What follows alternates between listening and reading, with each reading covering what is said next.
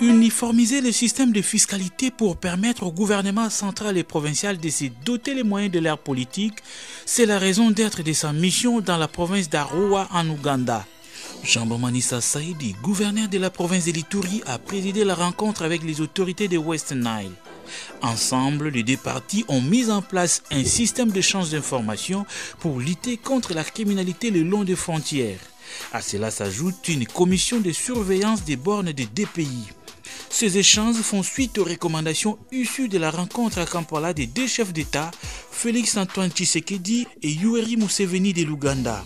Résultat, diminution sensible des vols de véhicules devenus monnaie courante dans l'est de la République démocratique du Congo. Nous avons mis en place un système rapide d'information et de résolution des problèmes pour des cas qui se passent de part et d'autre de la frontière.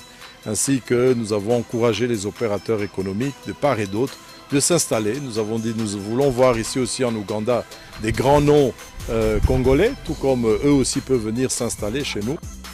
La province de l'Ituri est victime de fraudes douanières depuis des décennies, situation qui ne favorise pas le décollage de cette jeune province.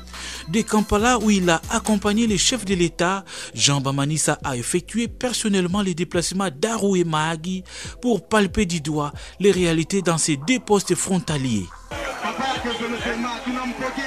Ici, un constat malheureux se dégage, la contrebande des produits pétroliers, situation qui occasionne un manque à gagner important pour la République et empêche le gouvernement provincial à réaliser les projets de développement pour l'intérêt des populations. La route de Kisangani, elle est coupée. D'ici pour aller à Komanda, c'est coupé au niveau du PK24. Aller à Kasseni, c'est coupé. Aller à Mongwalu, ça ne va pas. Aller à Mahagi, ça ne va pas. Bunia est enclavé. Mais il y a à peu près $1,5 million de FONER qui doivent être encaissés, mais qui aujourd'hui s'évadent. Depuis, ça fait 3 ans pratiquement ici en Ituri où il n'y a pas de recette du FONER à l'importation de carburant. Conscient de cette mauvaise pratique au profit de quelques individus seulement, Tambouin Kankou, directeur de la DGDA, province orientale démembrée, l'attribue à une entreprise importatrice des produits pétroliers dans ces coins de la République démocratique du Congo. Il promet de réexaminer les dossiers pour remettre l'État congolais dans ses droits. Des instructions ont été déjà données pour que nous puissions nous retrouver d'ici quelques jours avec le responsable de la société qui bénéficie de l'exonération pour savoir ce qu'il a fait lorsque nous aurons constaté que l'objet pour lequel les exonérations ont été accordées n'est pas réalisé. Il est de bon droit qu'on puisse réexaminer une situation qui a duré 3 ans paraît absurde. Jean-Bamanissa, qui se fait accompagner de quelques membres de son gouvernement dans ses périples, décide de mettre fin à ces exonérations qui ne profitent pas au trésor public. Les recettes de la DGDA, aujourd'hui, nous le disons haut et fort, ne passent pas dans les caisses de la DGDA, mais dans les poches de certaines personnes. Nous avons rappelé qu'il faut arrêter cela. Voilà qui engendre quelques mois plus tard la motion fantaisiste, irrégulière, commanditée et mal orientée contre ces gouverneurs clairvoyants qui militent pourtant pour le bonheur de tout un peuple. Acte que certains députés même qualifient de mauvaise foi.